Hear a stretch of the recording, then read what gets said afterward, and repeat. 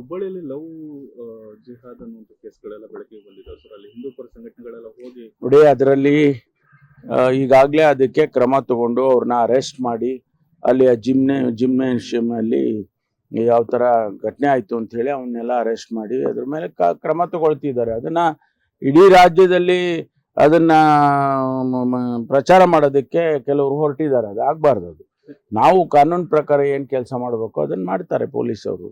ಹಿಂದೂ ಪರ ಸಂಘಟನೆಗಳು ಮುಸ್ಲಿಂ ಜಿಮ್ಗಳು ಎಲ್ಲದಕ್ಕೂ ನಾವು ಹಿಂದೂ ಮುಸ್ಲಿಂ ಅಂತ ಮಾಡೋದು ಸರಿ ಕಾಣಿಸಲ್ಲ. ಎಲ್ಲೆಲ್ಲಿ ಆ ರೀತಿ ಘಟನೆಗಳು ನಡೀತವೆ ಅದನ್ನ ನಾವು ಆದಷ್ಟು ಹತ್ತಿಕ್ಕುವಂತ ಕೆಲಸ ಮಾಡ್ತೀವಿ. ಎಲ್ಲದಕ್ಕೂ ಹಿಂದೂ ಮುಸಲ್ಮಾನ್ ಈ ತರ ಮಾಡಬಾರ್ದು. ಎಲ್ಲಿ ಆ ತರ ಆಗುತ್ತೆ ಅದನ್ನ ಕಂಡೆಮ್ ಮಾಡೋಣ. ಆದ್ರೆ ಎಲ್ಲದಕ್ಕೂ ಅದನ್ನ ತರುವಂತ ಅಗತ್ಯ ಇಲ್ಲ. ಕಾನೂನಲ್ಲಿ ಏನ್ ಹೇಳುತ್ತೆ ಕಾನೂನು ಪ್ರಕಾರ ಕ್ರಮ ತಗೊಳ್ಳೋದನ್ನ ತಗೊಳ್ತಾರೆ. ತಕ್ಷಣ ಅವರು ಗಮನಕ್ಕೆ ಬಂದ ತಕ್ಷಣ ಹುಬ್ಳಿ ಸಿಟಿ ಪೊಲೀಸ್ನವರು ಅವರಿಗೆ ಅರೆಸ್ಟ್ ಮಾಡಿ ಕ್ರಮ ತಗೊಂಡಿದ್ದಾರೆ. ತಮಿಳುನಾಡಲ್ಲಿ ತಂದೆ ಮಗನ ಲಾಕಪ್ ಡೆತ್ಗೆ ಸಂಬಂಧಪಟ್ಟಂತೆ 9 ಮಂದಿ ಪೊಲೀಸರಿಗೆ ಗೃಹ ಇಲಾಖೆ ಯಾವ ರೀತಿ ನೋಡುತ್ತೆ? ಅಲ್ಲಲ್ಲ, ಅದನ್ನ ನಾನಿನ್ನೂ ನಮ್ಮ DG ಅವ್ರ ಜೊತೆ ಚರ್ಚೆ ಮಾಡಿಲ್ಲ. ಬಟ್ ತಮಿಳುನಾಡಿನಲ್ಲಿ ಆದದ್ದು ನಮ್ಗೆ ಇಲ್ಲಿ ಒಂದು ಉದಾಹರಣೆ ರೀತಿಯಲ್ಲಿ ನೋಡ್ಬೇಕು ಅಷ್ಟೇ, ಬಿಟ್ರೆ ಬೇರೆ ಏನೂ ಇಲ್ಲ. ಇವತ್ತು ಕೊನೆ ಹಂತದ ಚುನಾವಣೆ ಪ್ರಚಾರ ಇಲ್ಲ, ನಾನು ಹೋಗಿಲ್ಲ, ಹೋಗಿ ಬಂದಿದ್ದೀನಿ. ಮತ್ತೆ ತಿರುಗಿ ಇವತ್ತು ಏನು ಹೋಗ್ತಾ ಇಲ್ಲ. ಮುಖ್ಯಮಂತ್ರಿಗಳು ಅಲ್ಲೇ ಇದ್ದಾರೆ ಬಾಗಲಕೋಟೆನಲ್ಲಿ. ಬಾಗಲಕೋಟೆ ಟಫ್ ಅನ್ನುವಂಥದ್ದು ವರದಿಗಳು ಬರ್ತಾ ಇದೆ ಕಾಂಗ್ರೆಸ್. ಎಲೆಕ್ಷನ್ ಅಂದ್ರೇನೆ ಟಫ್, ಅದನ್ನ ಗೆದ್ಕೊಂಡು ಬರೋದೇ ಅಲ್ವಾ. ಸೊ 2 ಕ್ಷೇತ್ರದಲ್ಲಿ ನಾವು ಗೆದ್ದಿದ್ದೇವೆ. ನಮಗೆ ಈಗ ಬಂದಿರುವಂತ ಮಾಹಿತಿ ಪ್ರಕಾರ 2 ಕ್ಷೇತ್ರದಲ್ಲಿ ನಾವು ಗೆದ್ದಿದ್ದೇವೆ. ಅದರಲ್ಲಿ ಏನು ಅನುಮಾನ ಇಲ್ಲ. ಮೈಸೂರಲ್ಲಿ ಸ್ಟೇಟ್ಮೆಂಟ್ ಮಾಡಿದ್ದಾರೆ, ಸಿದ್ದರಾಮಯ್ಯನವರೇ 2 ವರ್ಷ ಇರ್ತಾರೆ ಅಂತ.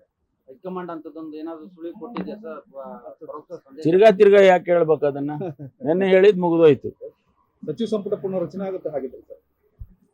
ಗೊತ್ತಿಲ್ಲಪ್ಪ, ಅದನ್ನ ಏನ್ ಮಾಡ್ತಾರೆ ಅಂತ ಹೇಳಿ ನಾನು ಹೇಳಕ್ಕಾಗುತ್ತೆ. ಹೈಕಮಾಂಡ್ನವರು ನೋಡಿ, ಮುಖ್ಯಮಂತ್ರಿಗಳು ಹೈಕಮಾಂಡ್ನವರು ಅವರು ತೀರ್ಮಾನ ಮಾಡೋದು.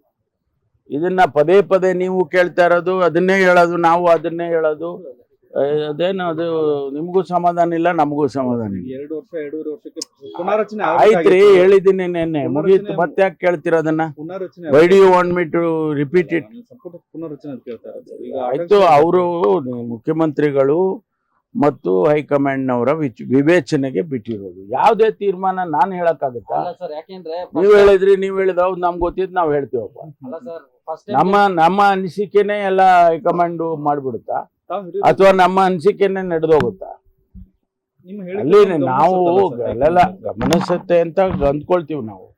ಆದ್ರೆ ನಾವು ಇಲ್ಲಿ ಏನ್ ನಡೆಯುತ್ತೆ ಅನ್ನೋದ್ರ ಮೇಲೆ ನಾವು ಹೇಳ್ತೀವಿ.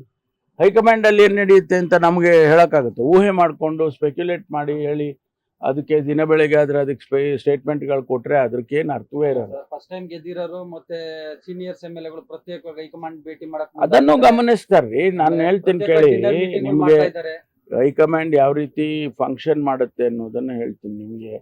ಅವರು ಗಮನಿಸ್ತಾರೆ. ಈಗ ಫಸ್ಟ್ ಟೈಮರ್ಸ್ ಬಂದು ನಮ್ಗೂ ಮಂತ್ರಿ ಮಾಡಿ ಅಂದ್ರು, 2 ಸಾರಿ 3 ಸಾರಿ ಗೆದ್ದಿರೋರು ನಮಗೂ ಮಂತ್ರಿ ಮಾಡಿದ್ರು. ಅವರೆಲ್ಲ ಬೇರೆ ಬೇರೆ ರೀತಿಯಲ್ಲಿ ಡಿನ್ನರ್ ಸೇರ್ಕೊಂಡು ಚರ್ಚೆ ಮಾಡಿದ್ರು. ಅದೆಲ್ಲ ಹೈಕಮಾಂಡ್ಗೆ ಗಮನಕ್ಕೆ ತಂದಿದ್ದಾರೆ. ಅದನ್ನ ಅವರು ಯಾವ ರೀತಿ ಕ್ರಮ ತಗೋಬೇಕು, ಅವ್ರನ್ನ ಯಾವ ರೀತಿ ಸಮಾಧಾನ ಮಾಡಬೇಕು ಅದೆಲ್ಲ ಮಾಡ್ತಾರೆ. ಜನರಲ್ ಸೆಕ್ರೆಟರಿ ಇನ್ಚಾರ್ಜ್ ಅಂತ ಒಂದು ರಾಜ್ಯಕ್ಕೆ ನೇಮಕ ಮಾಡಿರುತ್ತಾರೆ. ಅವರು ವರದಿ ಕೊಡ್ತಾರೆ. ಅವರ ಹಂತದಲ್ಲೇ ಅದನ್ನ ಸರಿಪಡಿಸೋದಾದ್ರೆ ಮಾಡ್ತಾರೆ. ಇದೆಲ್ಲ ನಮ್ಮಲ್ಲಿ ಕಾಂಗ್ರೆಸ್ ಪಾರ್ಟಿಯಲ್ಲಿ ಏನು ಹೊಸದಲ್ಲ. ಇದು ಎಲ್ಲ ರಾಜ್ಯಗಳಲ್ಲೂ ಅಧಿಕಾರ ಮಾಡುವಾಗ ಅನೇಕ ಸಂದರ್ಭದಲ್ಲಿ ಇಂಥ ಘಟನೆಗಳು ನಡೀತಾವೆ. ಆಗ ಅದನ್ನು ಸರಿಪಡಿಸ್ಕೊಂಡು ಹೋಗೋದು ಹೈಕಮಾಂಡಿನ ಕೆಲಸ, ಮಾಡ್ತಾರೆ. ಇನ್ನೊಂದು ಕೊನೆ ಪ್ರಶ್ನೆ ಸರ್, ಈ IPL ಪಂದ್ಯ ನಡೆಯುವ ವೇಳೆ ಸರ್ ಪಿಕ್ ಪಾಕೆಟ್ಗಳು ಜಾಸ್ತಿ ಆಗಿದೆ ಅನ್ನುವಂಥದ್ದು. ನೋಡಿ, ಅವರು ಯಾವುದೋ ಗ್ಯಾಂಗು ರೀತಿಯಲ್ಲಿ ಹೊರ ರಾಜ್ಯದಿಂದ ಬಂದು ಅವರೆಲ್ಲ ಮಾಡಿದ್ದಾರೆ, ಅವ್ರನ್ನ ಹಿಡ್ಕೊಂಡಿದ್ದಾರೆ.